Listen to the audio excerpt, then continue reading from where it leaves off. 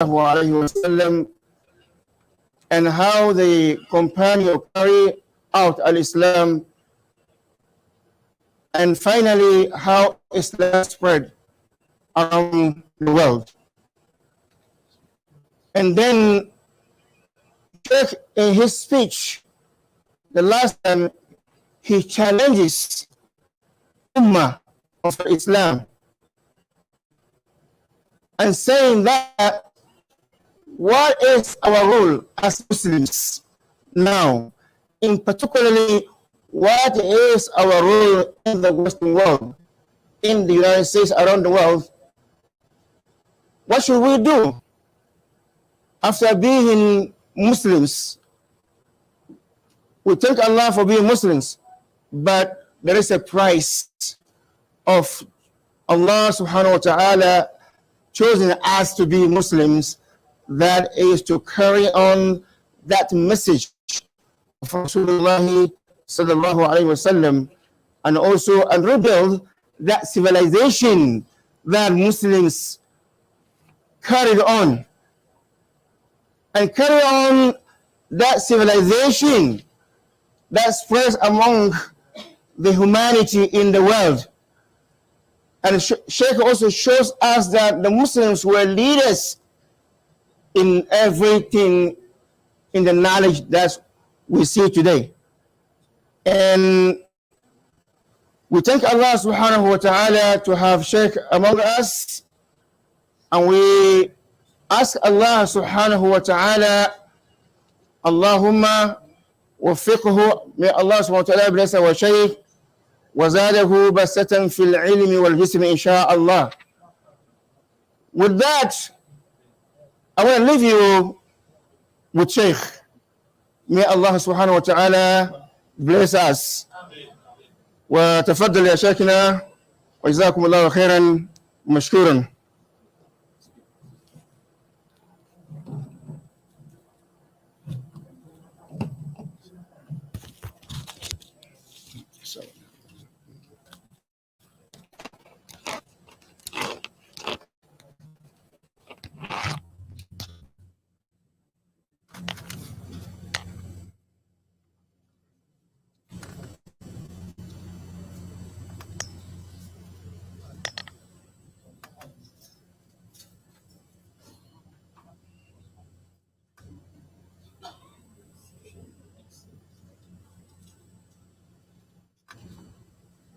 أعوذ بالله السميع العليم من الشيطان الرجيم. بسم الله الرحمن الرحيم.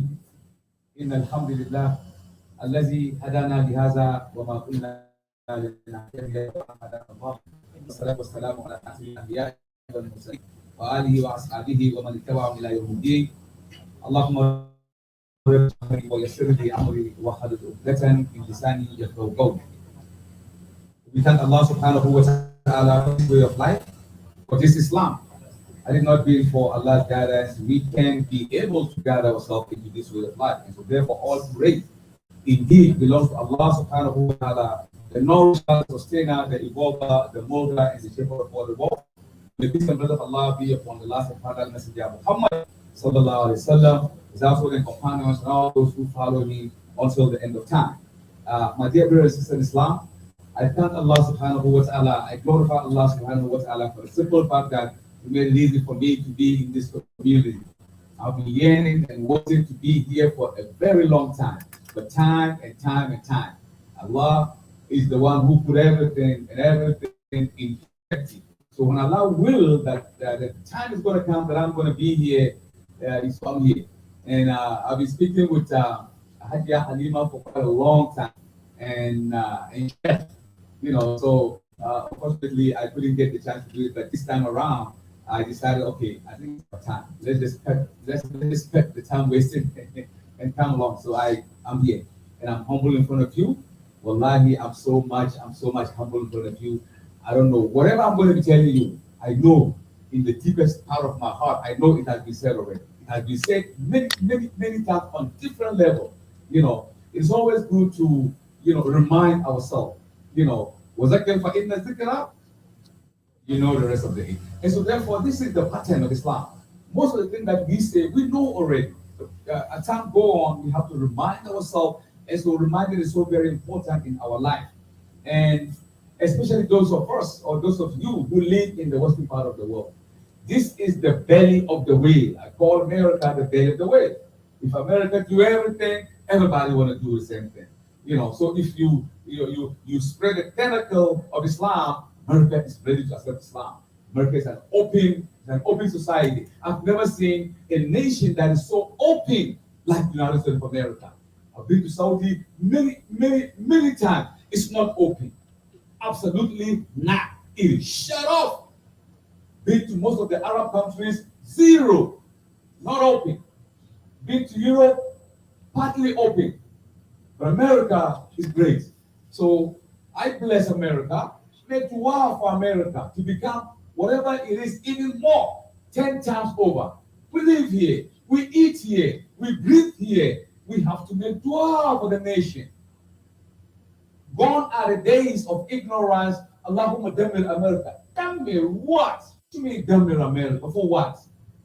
Show me one verse or hadith in the life of the Rasul where he made dua to condemn Mecca or to condemn Taif. Look at Taif, what happened.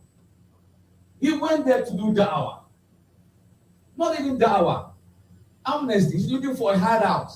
They're trying to kill him. They stole him, broke his teeth. The angel of the rocks came on the place of Allah. Ya Rasulullah, would you, if you please, Allah said we should push. It's a valley already. The rocks are there. Just push it and bury them for what they did to you. He said, no. Allah is all merciful. Let him be more merciful. If they don't worship Allah, they don't believe in Him, inshallah, we make dua that their children's children and great-grandchildren will become Muslim. Today, look at them. Before the Corona, I was there. I went to take us like the dua that he made. Mecca, the same thing. Medina, the same thing. So we make dua for America again, so that America, those leaders in America, Allah should open their heart to receive goodness and to establish justice on whatever they do, inshallah subhanahu wa ta'ala. Alhamdulillah, Rabbil Alameen. My name is Mohammed Awal, you know that. I don't have to tell you. My name is Mohammed Awal. I was born in Cape Coast, Ghana. My grandfather, he used to sell cola nuts and fata, skin, hide skin. He came from Kano. So he came and he settled in Togo, and then he keep moving until he realized it's Ghana. So he stayed in Ghana. My grandfather stayed there, and we was born there. So, the Hausa people have so many traditions. So when we grew up a little bit, after 8-9 years, my grandfather took all of us back to Kano. So we went and we lived there. I went to school there, and that Ghana thing is there. So we have to come back again. I said, man, I'm not free here. Go back to Ghana. So we came back to Ghana in Cape Coast, and we stayed there. Went to school there again. Again, we went back to Nigeria. So we in between Ghana and Nigeria. And alhamdulillah, I end up, being here with you. And I came to America, really, when I first came, the intention is to go to school. But when I came on scholarship from Nigerian government, when I came, I said, man, I'm going to go to school never.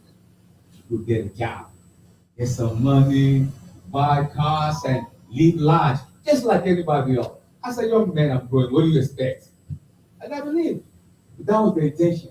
But Allah, in His wisdom, He put everything in perspective. He never go wrong. I'm thinking of, coming here, America, wow, look at the skyscraper in New York, all this glamour, things like that, I know I'm going to make this in America. So, I came in 1984. And in 1988, I went to Brooklyn looking for a job. And when I went to to find a job, they told me, oh man, they just hired the last person like 2 hours ago. Sorry, man, can you just give us your number? We're going to give you a call when there's an opening. I said, okay, well. So I left. I came outside, look at the time, it's time for Zuhur. So I saw some young man walking on the street. He had a kufi on. I said, Assalamu alaikum. There's a masjid around here. He said, oh, just go straight, make a right, and this and that. I went and make a right. I saw people standing there. I said, okay, this is the masjid. I went there, did the salah. After we're done with the salah, the imam, the road, he says, Assalamu alaikum, brothers and sisters. Inshallah, we have a very huge guest here with us. And most of you have Some know, some know, some know. So his name is Sheikh Mohammed. Sheikh Ahmed Didat. I said, what? Sheikh Ahmed Didat is in the house. I couldn't believe myself. I watch him on TV. I watch him on, PM on call. That's VHS. So I said, okay. So he rose and he gave 15 minutes lecture, and that's it. As he started to give the lecture, I realized I have to be like this man. My hand, my body, my whole structure, my body is telling me I'm going to be like Didat. This is it. I got a job. I don't know where I was, cloud nine or what, but I was tuned to become like this man. So looking at him, I said, I want to be like him. Thank God I didn't even get the job. Had it been I got a job, I wouldn't have met him. So I didn't get the job, and I met Sheikh Didat. And eventually, when he finished, we went and spoke to him. And I said, Sheikh, I want to be like you. He said, no, you can't be like me. You can never be like me. So in my heart, I said, man, please, can't be like you. Who are you? I didn't tell him, but I was thinking in my heart. So he said, young man. Yeah, I was young at that time. I'm still young. How about that? Everybody know that, whether you like it or not. I mean, it's a fact. All right. So he said, you can't be like me because there is just one Ahmed Didat on the face of the earth. Do you know any Ahmed Didat beside me? We might have some name the same, but me I'm one. There's no carbon copy. So how can you be like me? I said, wow, that's a wisdom talk here. So he said, what you guys do right now is try to be better than me. If you become better than me, someone is going to see you and he would like to be better than you. I said, okay, that makes sense. And you know what? I'm going to try to be better than you. So we talked and he went, to do his lecture. When he finished, we came back again to Brooklyn, the masjid. And eventually we told him that we would like to have a session with him for comparative. And he said, okay, the best thing he's going to do is he's going to go. And he will leave it to the masjid. So eventually when he go, he's going to let us know. Boom, I was home. They give us a call. Mohammed Awal, are you ready? Dida said you guys should come to South Africa. What? South Africa? I'm going to fly South Africa? You come to South Africa for 1.5 years, comparative religion studies. I got ready. I couldn't sleep for like a week. Couldn't believe myself. It's just 25 of us. Yeah. So we went to South Africa, SPCI. So we learned with Ahmed Didat. We study Bible. You know the way you make hifz of the Quran? That's why we did hifz of the Bible. On the board. John chapter 8 verse 8, John chapter 8 verse 8, all the way to verse 40. 2 hours, memorize it. You know how you do a memorization. John chapter 1, Matthew chapter 5. We were memorizing the Bible, just like that. We were memorizing the Bible. And after we're done with that, he will come with the Quranic ayah that is consistent with the verses. He will link it and he create an argument. Man, it is unbelievable. So we did it. But I was so hungry at that time of knowledge. I was so hungry to get knowledge. So within 10 months, I'm done with a 1.5-year program. I'm done within 10 months. Sheikh Didat, he assessed us, me and a guy from Indonesia, took a test, we passed. Okay. Flight back to New York. So that's where I started everything. And so I've been talking, and I talked myself into sitting on this chair right now. So I'm a talkative. Yeah. So if I begin to talk, you have to stop me. Otherwise, I'm going to get to that kingdom come. That's exactly what's going to happen. MashaAllah. So the topic I'm going to be doing, because I don't know how long I'm going to be living here, and we just have so many topics, I'm glad to give you as much as I can, whatever that I know that I want to impart it. So what I'm going to do is I'm going to juxtapose a lot of topics in between. But the main topic I'm going to be speaking is kindness to parents. Goodness to parents. Birrul walidain. Kindness, beyond kindness, goodness to parents. If there is anyone that deserves to be worshipped beside Allah, beside the parents, and among the two parents, the woman, the mother, deserves to be worshipped even more. So Allah, He told us already in the Quran, black and white, there is no gray area, no in between. Surah Bani Israel. وَقَدَى رَبُّكَ أَلَّا تَعْبُدُوا إِلَّا إِيَّاهُ وَبِالْوَالِدَيْنِ إِحْسَانًا. Allah said, I, Allah, have sent down a decree, a constitution, an axiom, a leeway, a doctrine. I have sent it down. What is that? There is none that deserve to be worshipped except me and me alone.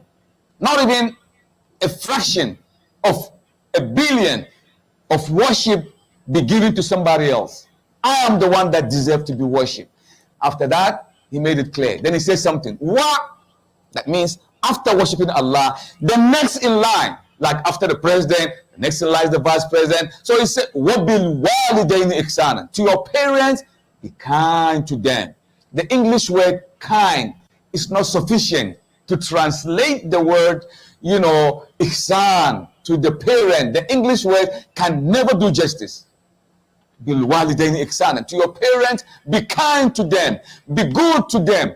Establish a relation that is so solidified that we're not going to have any knife that can cut it. Bilwalidaini ihsanan. Why not? In fact, Allah did not leave us there. He said, "Imma yablughanna indaka al-kibar ahadukum aw kilahuma."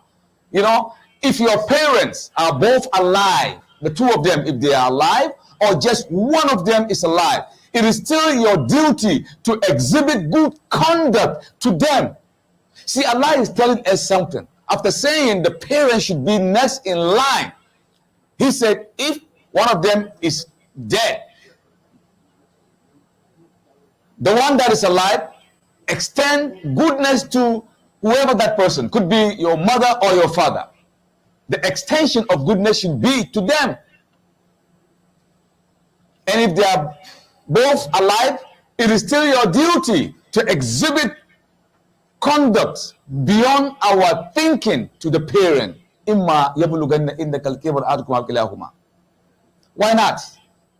I mean, they took care of you. So in Islam, the concept of nursing home is absolutely zero. There is no nursing home, let's take to the old house. In Islam, no. The nursing home thing doesn't apply to Islam at all. I mean, when you were young, they didn't take you and give you to some nursing home to take care of you. They took care of you. Go to the bathroom, your mom get ready to go to, some occasion. She got you in the bed. You mess her up. You pee, you do this and that. She carry you. You throw up on her. You cry. You do all this thing. She didn't get tired of you and say, you know what, I'm going to go deposit you somewhere, house of children. Let somebody take care of you. She didn't do that. He took good care of you. The mother, the father too, because they are all, intertwined. They took care of you. And when you start to grow up, you begin to walk. Look, you started with, you can't even walk. You just sit and you just stretch your hand and you just sit and then you kind of go one step like this. You're just sitting down and then eventually this one's go. With time, you begin to crawl. You were crawling all over the place, destroying the house, thinking that is okay. You do whatever you want to do. They didn't beat you up. They didn't kick you. They didn't burn you. They didn't strangle you. They allow you to do all these things. Then you begin to walk. Say, oh, he's walking. In my language, he started to walk. So you just walk and they say, come. And you fall, it's beautiful. They took care of you. And then eventually your bones, the calcium you imbibe with your mother makes your bone to be steady, to hold the ground. And you begin to walk and you jump and everybody love you. You're so, beautiful. Everybody want to pick you up. Your mother exhibit kind of love to you. So from 4 legs that you have, you crawl, and now you have your 2 legs. And your mom was there picking you. You sick, hospital, this and that, everything the parents did. What happened? After she exhibited her life, taking care of you, now she's old. Alzheimer have set in. She can't act the way she was acting before. She forget little things. Sometimes she said, Muhammad, can you hand over the glass for me? When you go there, oh, I don't mean the glass. I want this one. He said, man, mom, make up your mind. No, you can't do that. You mess up the house before. He did everything. She was, patient with you. Now she can't even walk. She need a stick. She got 2 legs, and now she need a stick. And then she go with it. She's all bent up. from taking care of you. That is the time that you have to take care of her. That's why Allah said, "Imma yablughanna indakal kibr ahadukum aw kilahuma." If she's old, whatever, that's the time that you have to exhibit more passion and compassion to the parents. She needed you. It's a lot of forgetfulness that is coming her way. Be patient with her. We have some people insult their parents. We have some people, man, please, please, please, please. This is Islam. I'm talking Islam here. Why do we have to do it? Allah is telling us, فَلَا تَقُلْ لَهُمَا أُفٍّ. Don't even say, oh, you, man, please. Uff, like, man, please. Don't say that. Fala, the sheikh is here. My shuyuks are here. فَلَا تَقُلْ لَهُمَا أُفٍّ. Don't you ever, don't you dare say any word of contention to your parent. La, two of them. La again. Man, this, it carries weight. I have shuyuks here who specialize on the lexicon of Arabic connotation. They can decipher this word for you. Allah mean business. From your mom, now he's giving us what to do. وَلَا تَنْهَرْهُمَا. Don't ignore her. Don't do things like, you know what I'm talking about. When it's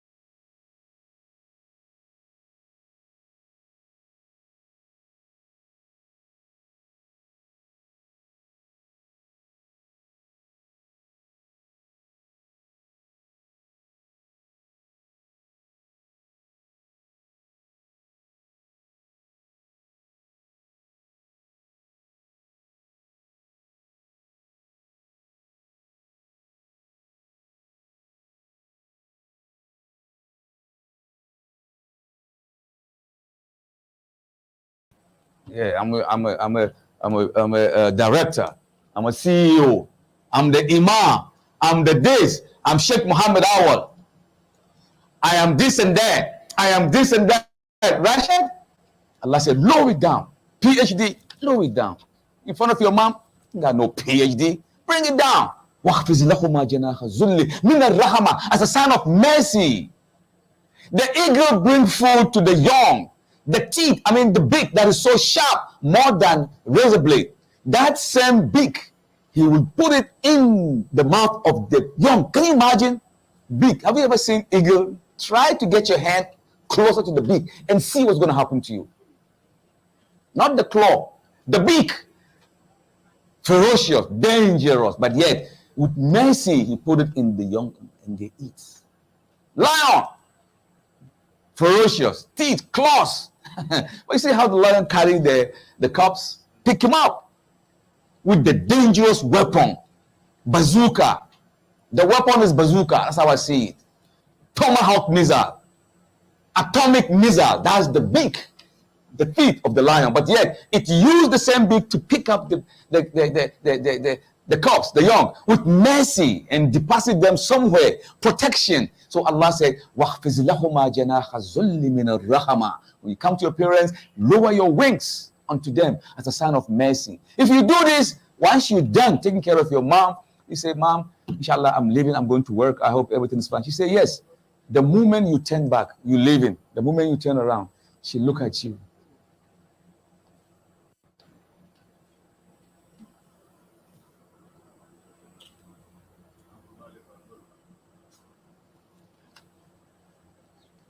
Excuse me.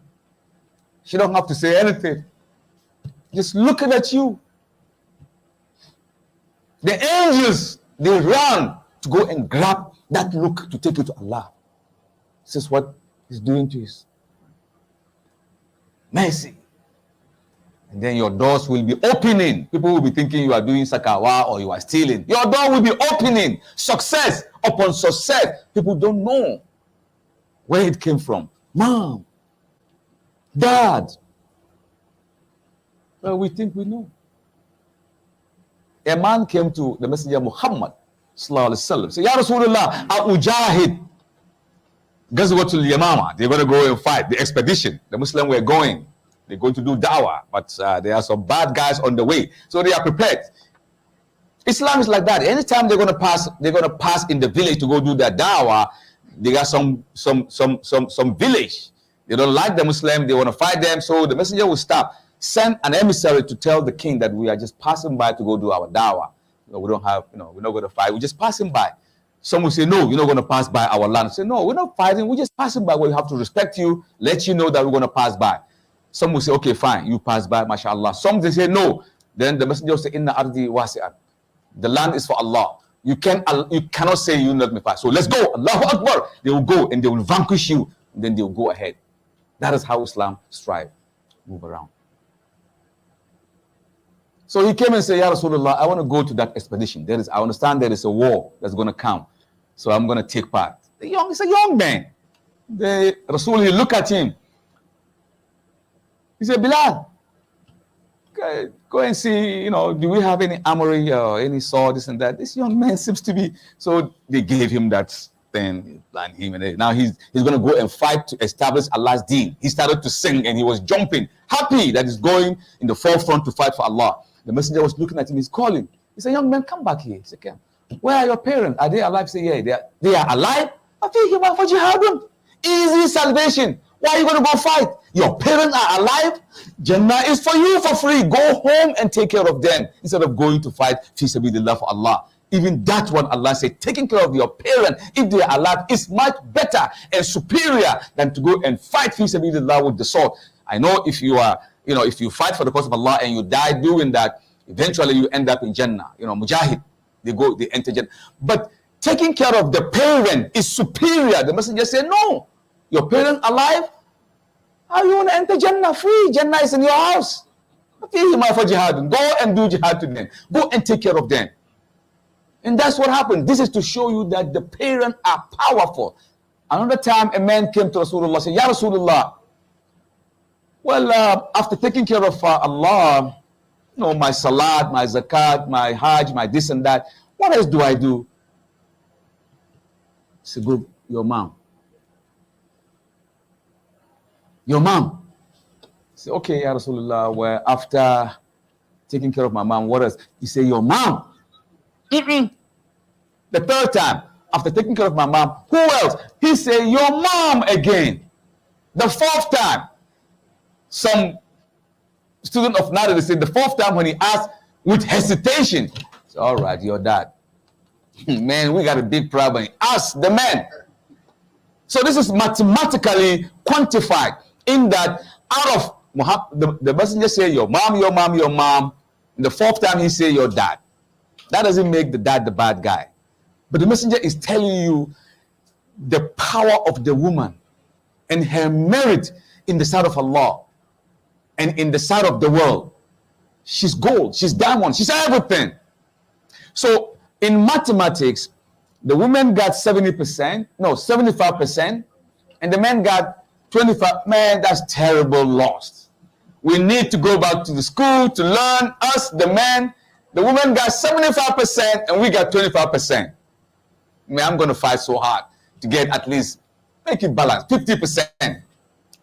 Change the dimension. All this thing is done so that we would understand how a woman is worth in Islam. Any imam that you know on the face of the earth, Bin Baz, who else, whichever, all the scholars that you know, they were brought forth by the woman. The best of messengers, sallallahu alaihi wasallam, brought forth by a woman. Ibrahim alayhi salam, a woman. Musa, Isa, all of them. Think, world president, Bill Gates, Dangote, the richest man in Africa, and number 61 in the world, Elon Musk, whoever, it's a woman. They shake and move the world. Women. Shakespeare, in his book, Macbeth, in the Axiom, he said, a woman, she stoops to conquer. What he meant was that if a woman is smart and intelligent, which the features of women were meant to be, smart. They were meant to be smart, merciful, kindness. These are the features. And he said in his book, Macbeth, the playwright of Shakespeare, he said, if a woman stoops to conquer in her matrimonial home. Old English. So they asked him to explain. And he said, if a woman play her game very well, she had all the ace in front of her. If she play the game very well, she will rule the house. Even though it's been said, it's been said so fine. Men are the takeovers of the house, fine, we know. But if the woman is intelligent and smart and apply all the qualities Allah have given her, she will rule the house. Because there's going to be a time that the husband will come and say, okay, sweetheart, man, we got 4 or 5 kids, half a dozen kids now. We need to change our car. Which car should we get, sweetheart? Now she's going to decide. Yeah, we need a SUV. We need this and that. I don't like a Chevy. I want Mercedes. Okay, Mercedes it is. We get a Mercedes. It's time to go on vacation. Say, sweetheart, I think it's about time to go to vacation. Where do we go? Man, I don't like Italy. I don't like. Let's go to Bahamas. Let's go. All right, it's Bahamas. So Shakespeare, he said, a woman, she stoops to conquer. If she is intelligent, she will rule the house, hands down. Hands down. A man came to Sayyidina Umar. He got a problem with his wife. He got a problem. So he came to Sayyidina Umar, Amir al-Mu'mineen, to explain the situation in his house. It's volatile. It's like a powder cake. It's about to explode. So he came. When he came, he knocked at the door, and it was kind of quiet. Knock at the door, kind of quiet. He kind of pushed it a little bit. And in the crack of the opening, he saw Umar's wife. She hung him by the neck. She hooked him up. He said, Subhanallah. And he was about to run away. So Umar said, look, leave me. I think somebody's at the door. He went and he saw the young man. He said, young man, what are you looking for? He said, well, I'm just passing by, He said, okay, come on. What? Is there any problem? He said, no, I'm, He said, no, come on. What is it? He said, Wallahi, ya Umar, I'm having a big problem in the house. My house is about to explode. I don't know what to do. I'm coming to give me some nasiha. What should I do? But when I came, and I saw she hook you up to your neck like this, Umar, a whole Umar. You know what Umar did? He laughed and smiled. He said, look, what is this? It's a power. What is this? It's a power. I can do whatever I want. But he said, what she did, what you saw her that she hooked me, is because she's a woman. You think Allah will just leave you like that? It's a trial and test. Allah will test you to the highest point. So what she did proved that she's a woman. And what I did, I restrained myself, proved that I'm a man. Go home and establish that. Women, in the history we learned that they were created, they say, from the lowest part of the rib. The lowest one is the one that kind of bends some more. And if you try to fix it, it's going to break. And if you leave it alone, it's going to keep bending. You have to find the middle course. They are there. They are, in fact, shielding us. We get a lot of points when we're dealing with women. So if you're standing, you say 1, she say 2, the messenger said, sit down. Just sit down. You're standing, now sit down. If you're sitting down, he said, lie down. Restraining you. You think Allah is going to leave you like that without testing you? No. The woman is there to do that. without them, we can't live. With them, we think we have a lot of hiccups and hurdles. But that is how the situation should be. Women, they stoop to conquer. They are precious in our midst. Allah has given them a position above anything that you can think of. But why did the messenger say woman, woman, woman, and at the end he said man? Let me ask a question. When you were in the womb, can anybody remember the time that you, being a sperm, you entered the womb? Can you remember that very, 1,000th of the second, the fraction that you were in the womb? Can you remember? Can you remember? You can. You can't. Can you remember when you became, a congealed blood lodged in the fallopian tube? Can you remember? No, you can't. Can you remember when you begin to, change dimension? Can you remember? You can't remember. Absolutely not. Can you remember when you were like something? Was it a human being or not human being? You begin to grow in the womb of your mother. At that time, you became a thief in the womb. Because whatever she ate, you steal. And the biggest thief on earth is you, me, in the womb of our parent. Don't you see? She said, well, I like to eat some. When they are pregnant, they need to eat sweets, nice food, this and that. Kaza, liver, fresh, this and that. And when they tell the husband, man, I don't have no money. But the baby is for you. And the baby is stealing whatever she eats. So she needs some more to nourish the baby. But you don't understand.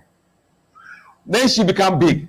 1 month, 2 months. Because of you, when she go outside in the public place, people look at her with scorn. Look at her. And she spit. Please. Because of you and me. In the womb, she's doing that. She can't sleep like this. She sleep on the side. Anytime you kick, where is the dad? He's with the guys playing draft game. He's with the guys, man. He said, hey, buy me some kebab. He eat with his guys. She's home. In the kitchen. Back home, man. Finding the firewood, and the kids are crying, and another one in the back, and she's pregnant again. So the messenger said, your mother. He wants you to think and reflect. He didn't spell all this out. Now we know. When it's time for you to come out, you become so big, that is traumatizing. Because at that time, either she died bringing you up, either she died during that course, and you live. That is double traumatizing. Or you die in the womb or during the cesarean section. The doctor said, you are so big, Muhammad, Hassana, Maryam, Aisha, you are big in the stomach. The doctor said, there is no way she's going to bring you out in the natural form. I need a dagger, a knife, a cutlass, a sword to cut her so you and me will come out. It's traumatizing. She lay down like this and they bring a dagger just because of you and me to come out. You slash your mouth. Allahu Akbar. It's traumatizing. And when you came, what happened? The blood, the mire, the umbilical cord all around you. She grabbed you. With that, she still grabbed you and kissed you. She wished that some of her life will be taken away and give it back to you. She wished so. Allah, summa sabila yassarahu. Allah make it easy for you. If she knew that you're going to be a stubborn child or a stubborn, daughter or a son, wallahi, she would stronger you. If she have the knowledge of the unseen, that you're going to come to earth and disrespect her, she would kill you. He died. Where is the kid? Oh, he's died. Buddy, you get out of here. But she passed through all that. And now you are you. When you came out, she hold you. I don't leave you there. Allah gave you special reservoir. 2 of them suspended on her chest. 2 reservoir. Turn around with your little lip, you grab it.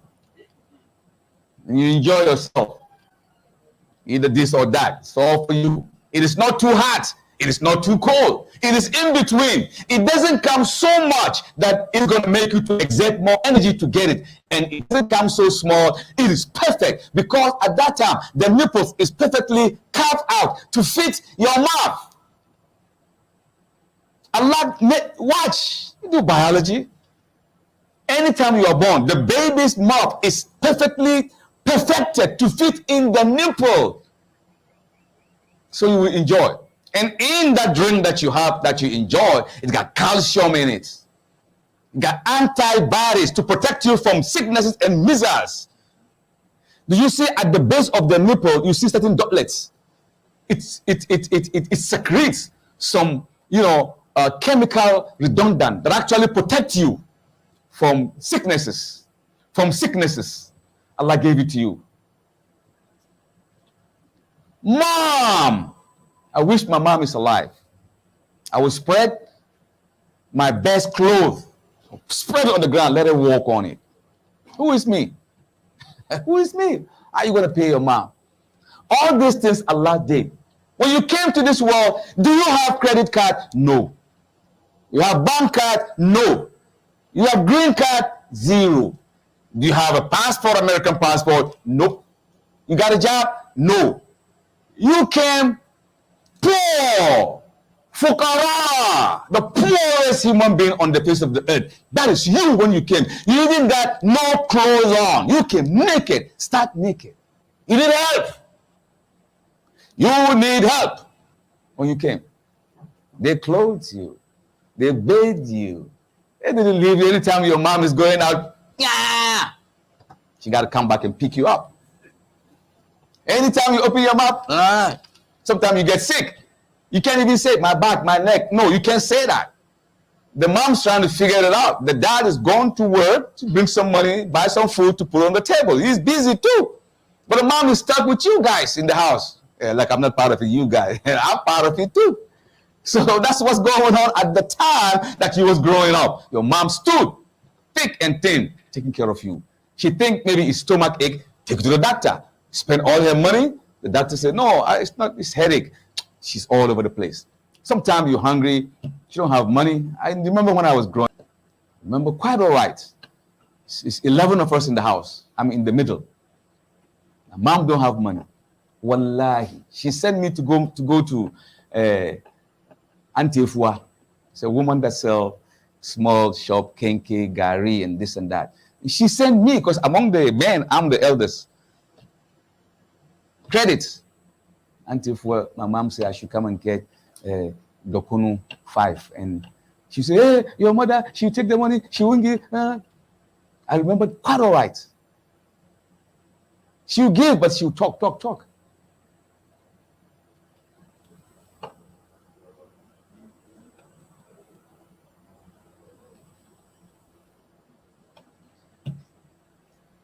That's what they go through.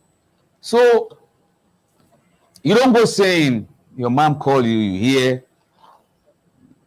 you have everything. So we don't have money in the house. I just gave you last month. You think, America, we have money is growing on trees. Some tell their mom like that. When I went home, my mom told me, say, talk to him. Gashina, talk to him. He was telling me that, do I think that in America, money is growing on the trees? He's telling his mom. Because he gave her 2 weeks ago. And now she's crying. The money is finished. Give her. The money and you belongs to her. And all of you belong to Allah. What bil walidaini ihsan? So Allah mentioned that. If there's anyone that needs to be worshipped, it's your parents. Your mom is one of the parents too. That's why the wisdom of the Messenger of Allah is say, your mother, your mother, your mother. Very powerful. And now we can understand the implication of why the messenger, he see through. Allah gave him that forecast, the ability to delve deep into our life and to know what is going to happen. Allah gave him that understanding. So he was making those statements. And today, we can see the statements are inconsistent with what is happening today. The women have their faults too, and the men have their faults too. Nobody is perfect. So you are here with them. وَمِنْ آيَاتِهِ خَلَقَ لَكُم مِّنْ أَنفُسِكُمْ أَزْوَاجًا لِتَسْكُنُوا إِلَيْهَا وَجَعَلَ بَيْنَكُم مَّوَدَّةً وَرَحْمَةً إِنَّ فِي ذَلِكَ لَآيَاتٍ لِقَوْمٍ يَتَفَكَّرُونَ. I like the last one. لِقَوْمٍ يَتَفَكَّرُونَ. And among the sign of Allah is that He created from among you a mate. That means a female and male. لِتَسْكُنُوا إِلَيْهَا. So that you will find repose, peace, tranquility. وَجَعَلَ بَيْنَكُم مَّوَدَّةً. Then Allah infused love oozing between you and her. Wa rahama. The question is, Why would Allah begin? وَجَعَلَ بَيْنَكُمْ مَوَدَّةً وَرَحْمَةً. He mentioned mawadda, love, first, and then warahama, mercy. Why? I mean, if you meet your soulmate, you don't go saying, yeah, assalamu alaikum, sister, I have mercy on you. Is that possible? It's not possible. You're not going to say you have mercy on her, so you're going to marry her. You love her. So the love, because at that time, she looked so symmetrically beautiful.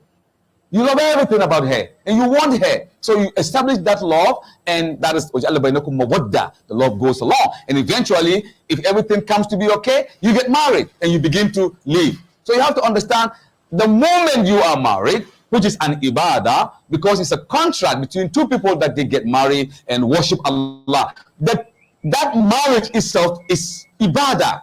The messenger said, if you marry, congratulations and a good news to you that you have done half of the Islam, half of the deen. Half of the deen is done once you get married. The rest is whatever you guys going to work it out and go along with it. So marriage is not a small thing, but we take it for granted. We just take it for granted. Warahama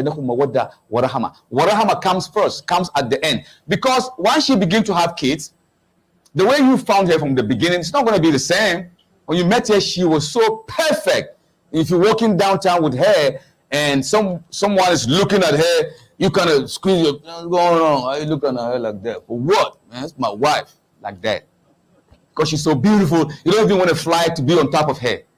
You love her so much. You protect her, you do everything. Now she have a first son, mashallah, second, third, fourth, fifth. Women have that kind of biological changes that go in them. So now she started to develop bulges. Bulges here, bulges there, and this and that. And you look at her and say, man, she got your kids. She's taking care of your kids. She keep having kids and having kids. Why not the bulges? It's natural. Once a woman begins to have kids, the bulges must come.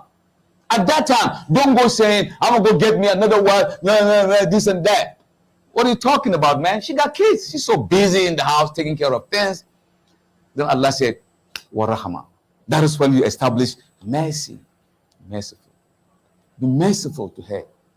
Be merciful to her. Think about the time that you met her and look at your stand. Now you have 2 boys, 3 girls, 4 girls, 2 boys. You're happy. They're bearing your name. She did it. Today, if you guys divorce, which we don't want, what's going to happen? They're coming to you. It's for you. It's for her, but they're bearing your name. So with all this thing, you look at it and you establish rahama. Wallahi, let me tell you the story. I don't want the women to listen to this one. It's just us, you know. It's just us. I'm a cut them, but I got to say, a friend of mine came from Nigeria, Alhaji Bello, from Kano. He came to do something. So when he's done, I took him around New York. We went here and there, Pakaka. He said, where is Victoria's Secret? I said, man, okay. Victoria, what? You going to Victoria's Secret? It's over there. It's on 5th Avenue, 54th Street, 5th Avenue. Not far from Trump's building, the Trump Tower. I said, I know that. Let's go. So we went there, and he was asking. He seems like he knows that. I don't know about this Victoria's Secret thing. So we got there, and I saw some dress. It's like, how they going to wear this one?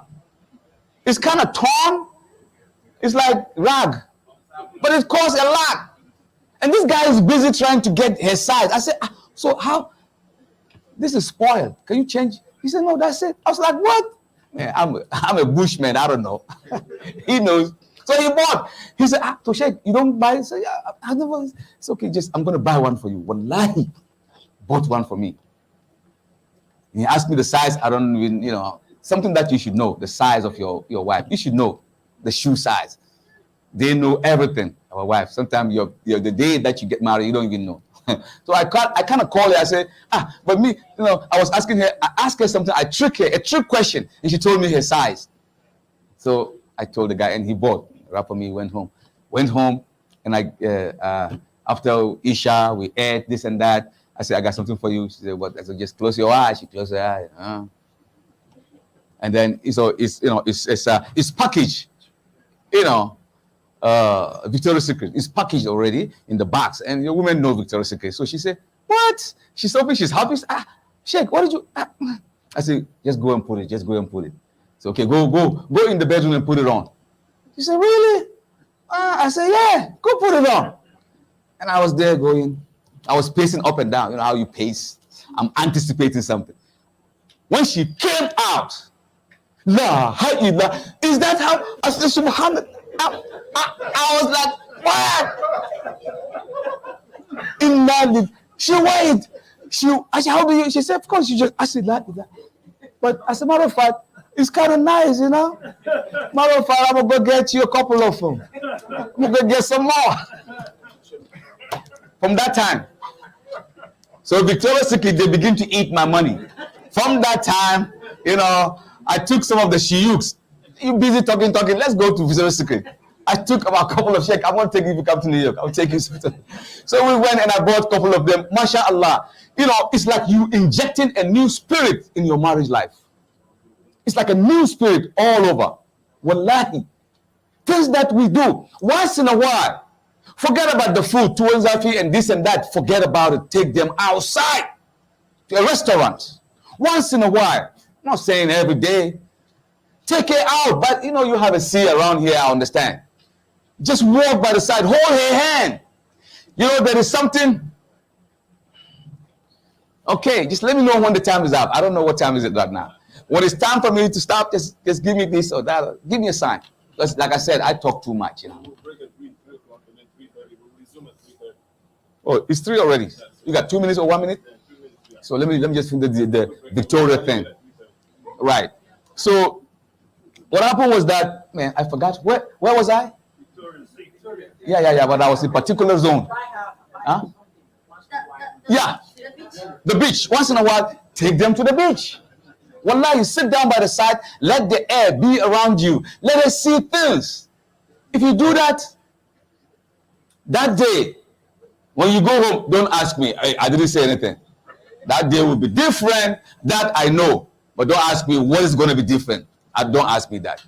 You know, the love will be built more. You go to the chocolatier, the guy that sells chocolate. Go there. In New York, I don't know. Here too, they do. If they do in New York, they must do it here. The chocolate guy. Say, look, my wife's name is this and that, this and that. Okay, they got a machine. They just tap the name and this. Put your wife's name and everything. They wrap it up. And you just come home. You say, close your eyes. Close your eye. Open your eye. You give it to her. She open. She saw her name on the chocolate. Oh, Allahu Akbar. She will hold you. It's a different ball game altogether. I think you should be doing that. Don't you see, going on vacation? Maybe that's why the messenger in the Quran said, Inna ardi wasi'an. My earth is spacious. Siru fil ard. Go. Move around in the world. Don't click in one place. It's going to create a powder cake of fusion that will explode. Because anytime around you see her, she turn around, she see you. You turn around, you see her. Where do you put? It's over there. Why are you asking so much questions? It's building up. Take a vacation. Take a walk. Do something different and tell her I love you once in a while. Because if you don't tell her I love you, in most cases, your neighbor, Mr. Mohammed, you look so beautiful. She said, oh, thank you. And you are in the living room. You heard it through the grandpa. And man, what's she telling you? You look beautiful. What? Now you're going to fight because you don't tell her. Somebody tell her, now you're jealous. You want to fight. So if you tell her I love you, this and that, and this beautiful word, if the president of the world come and tell her you look so beautiful, she wouldn't feel it because you've been telling her that. She hears it all the time from you. So it has become part and parcel of you. So therefore, she's not going to feel no way. But all these things we put aside. It is something that if you do, wallahi, try it. I have tried that. I was hesitant. I'm a malam and why should malam? No, I don't have to exhibit. I'm a malam. I don't have to go and say I love you. That kind of And she said, you never say you love me. I said, but I love you. I mean, you know, we are here. Say, wow, look, we are here. For what? Do something, which I understand. The moment I start to do that, I say, God, I should have been doing this for like 20 years ago. I miss the boss completely. But now I don't play. I'm not going to tell you things like that. I'm just going to leave you. Time is up. I think we're gonna come back again and continue. This is just appetizer. The topic is coming up. This is appetizer.